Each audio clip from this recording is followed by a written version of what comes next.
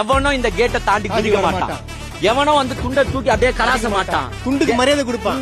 மரியாதை கொடுப்பான். ஏன்னா ஃபர்ஸ்ட் நான் ஏன் இத வந்து ஸ்ட்ரெஸ் பண்ணி சொல்றேன்னா, டிவிகே கட்சிக்காரங்களே துண்டுக்கு ஃபர்ஸ்ட் மரியாதை கொடுங்கடா. அது எங்க வைக்கணும்? கொடிக்கு மரியாதை கொடுங்கடா. ஏன்னா அதெல்லாம் முக்கியம்டா. சிலர் ஆசைக்கும் தேவைக்கும் வாழ்வுக்கும் வசதிக்கும் ஊரார் கால் பிடிப்பார். ஒரு மானமில்லை அதில் ஈனமில்லை, அவர் எப்போதும் வால் பிடிப்பார்.